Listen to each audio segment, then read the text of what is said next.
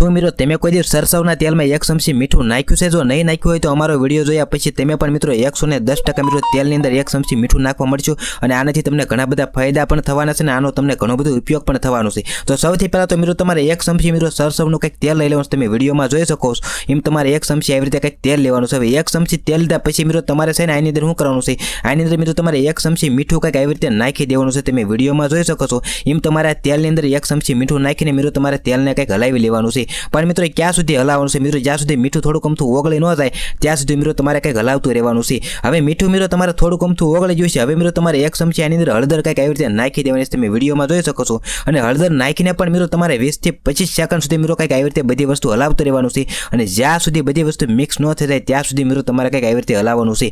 પણ મિત્રો વિડીયોમાં આગળ વધતા પહેલા તમારું નામ ને તમારા ગામનું નામ તમે કોમેન્ટ કરવાનું ભૂલતા નહીં, કારણ કે અમે તમને સ્પેશિયલથી થેન્ક્સ કહી શકીએ। તો મિત્રો મલ્લિકાબેનને જંબુસરથી, શિલ્પાબેનને અમદાવાદથી, રમેશભાઈને શેરાપુરથી, રૂપલબેનને ધંધુકાથી, કિરણબેનને કંકાવટીથી, ગીતાબેનને વાસાવડથી, નીલમબેનને બોટાદથી, દિનેશભાઈને દ્વારિકાથી, મોહનભાઈને રાધિકાપુરથી, જોશનાબેનને અમદાવાદથી, મેઘજીભાઈને જૂનાગઢથી, સુરેખભાઈને કલોલથી, રેમીલાબેનને પાવાગઢથી, વિનોદભાઈને જલાલપરથી, કુકાભાઈને વાંકાનેરથી, ભાસ્કરભાઈને ઈશ્વરીયાથી, સવિતાબેનને સાંધગેડાથી, સરિતાબેનને કેરાળાથી, કરણભાઈને વાવડીથી, તરુણભાઈને મુંબઈથી, સંગીતાબેનને ગોધરાથી, રમેશભાઈને ઉપલેટાથી, જયશ્રીબેનને જેતપુરથી, રૂપાબેનને સુરતથી, ભાવેશભાઈને ખંભાતથી, દિનેશભાઈને લીંબખેડાથી, આશાબેનને મોતીપુરથી, રાજુભાઈને ધુપણીયાથી, ઈશ્વરભાઈને લુણાવાડાથી। તો મિત્રો તમારા પણ કંઈક આવી રીતે વિડીયોમાં નામ આવી શકે છે એટલે તમારું નામ ને તમારા ગામનું નામ તમે કોમેન્ટ કરવાનું ભૂલતા નહીં। તો મિત્રો તમે જોઈ શકો છો આપણી બધી વસ્તુ કંઈક આવી રીતે મિક્સ થઈ ગઈ એમ તમારે પણ મિત્રો બધી વસ્તુને કંઈક આવી રીતે મિક્સ કરી લેવાની છે। હવે મિત્રો તમારે શું કરી લેવાનું છે? હવે મિત્રો તમારે બધી વસ્તુ આવી રીતે બધી વસ્તુ મિક્સ થઈ જાય હવે મિત્રો તમારે આની અંદર મિત્રો તમારે કોકોનટ ઓઇલ લેવાનું છે। તમે વિડીયોમાં જોઈ શકો છો